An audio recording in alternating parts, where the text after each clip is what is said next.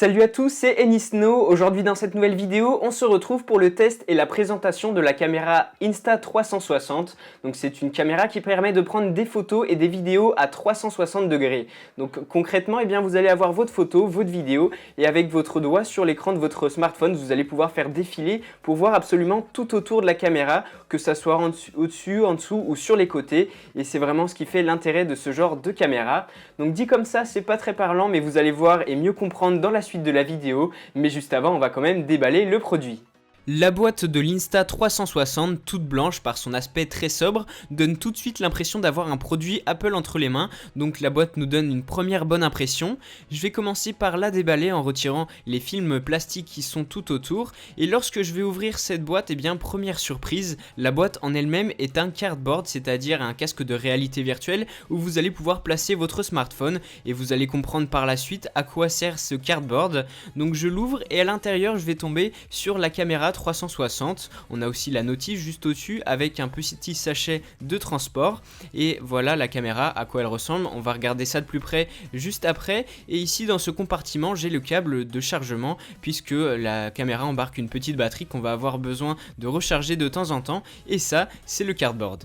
Donc voilà de plus près la caméra. Au départ j'ai un petit film plastique sur les lentilles de l'appareil, donc il y en a deux, vous avez remarqué, c'est ce qui va nous permettre d'avoir avec ces deux objectifs assemblés une vue à 360. Donc je vais prendre ce petit appareil et je vais le mettre sur mon iPhone, comme ça vous pouvez voir que ça va bien avec le coloris argent de mon iPhone.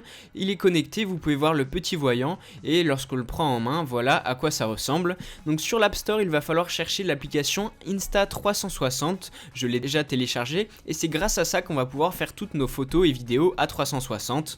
L'appli est programmée à l'envers, c'est-à-dire que il faut tenir votre iPhone à l'envers, comme ça vous avez la caméra au-dessus, c'est du coup plus pratique. Ensuite ça se présente un peu comme un réseau social où vous avez votre galerie de photos et puis celles que les autres personnes dans le monde ont prises à 360.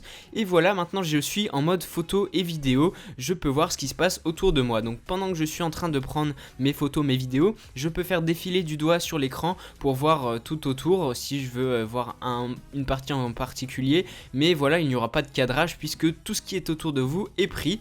Donc là je vais prendre une photo en appuyant, vous pouvez voir que ça prend plus longtemps qu'une photo habituelle, c'est normal, il faut que l'appareil traite les deux objectifs de la caméra en même temps. Et voilà la photo que je viens tout juste de prendre. Donc je vais vous en montrer une partie, on peut voir au-dessus, en dessous, sur les côtés, on peut définir un logo à l'emplacement de mes mains. Vous pouvez voir qu'il y a une petite image parce que la caméra ne peut pas se prendre en photo elle-même, donc on ne la voit pas sur la photo, ça fait un petit logo en bas comme ça. Ensuite on a des réglages où on va pouvoir ajuster l'exposition et divers paramètres, vous pourrez voir ça de plus près. Maintenant, ce qu'il nous reste à faire, c'est de tester en extérieur pour voir un petit peu ce que donne la caméra à 360. Donc on va pouvoir voir la qualité d'image, vous allez pouvoir vous faire une petite idée là-dessus. Vous allez aussi voir ce que donne le micro. Là je suis sur un micro cravate, mais lorsque je vais filmer avec cette caméra 360, ce sera le micro de la caméra. Normalement je ne pense pas que ça soit celui de l'iPhone. Donc ce que je vais faire, c'est que l'extrait qui suit va être également dans la description de la vidéo, parce que là en fait il va être intégré dans ma vidéo normale qui n'est pas à 360 et donc vous n'allez pas pouvoir profiter de l'effet.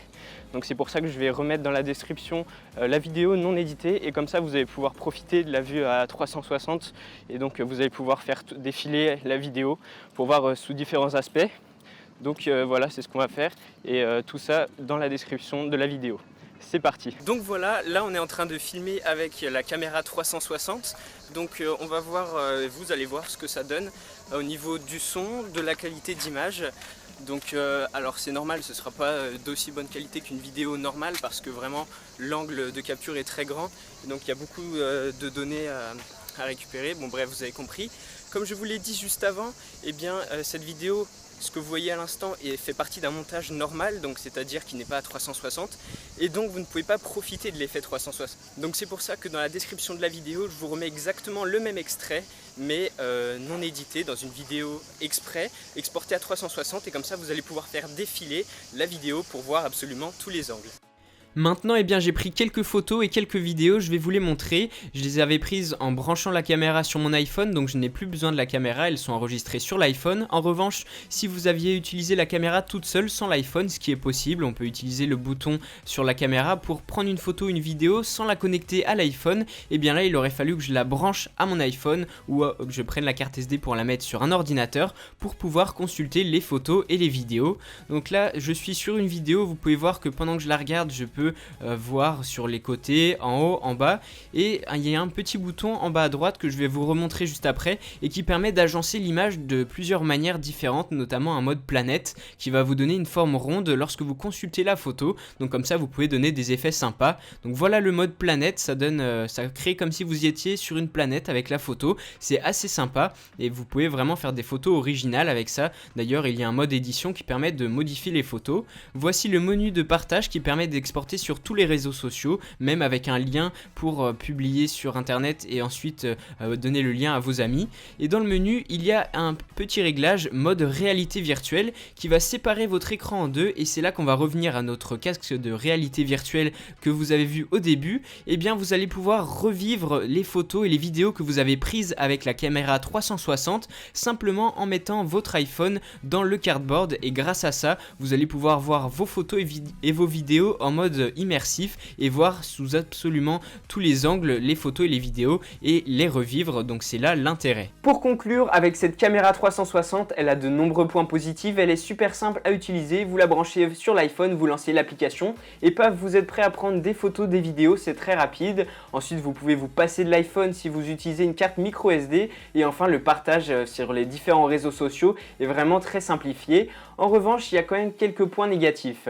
Par exemple, au bout de quelques minutes, ça commence rapidement à chauffer, pas l'iPhone mais la caméra, et comme elle est posée dessus, ça peut chauffer un petit peu l'iPhone. Donc je ne pense pas que ça soit fait pour être utilisé pendant des dizaines de minutes. Ensuite, un autre point un petit peu dérangeant, c'est si vous avez une coque sur votre iPhone, vous allez être obligé de la retirer à chaque fois. Et enfin, pour la batterie, eh bien, elle est suffisante, mais on aurait aimé avoir un petit peu plus de capacité et d'autonomie pour pouvoir l'utiliser plus longtemps. Donc globalement, ça fait une bonne caméra 360, je vous la recommande. Maintenant que j'y pense, il y a aussi un lien dans la description de la vidéo, ou plutôt un code qui va vous permettre d'avoir moins 10% si vous voulez commander cette caméra. C'est toujours bon à prendre. N'oubliez pas de me suivre sur Twitter, Facebook, Instagram et de vous abonner à ma chaîne pour plus de tutoriels et tests high-tech. Et moi je vous dis à très bientôt pour une prochaine vidéo.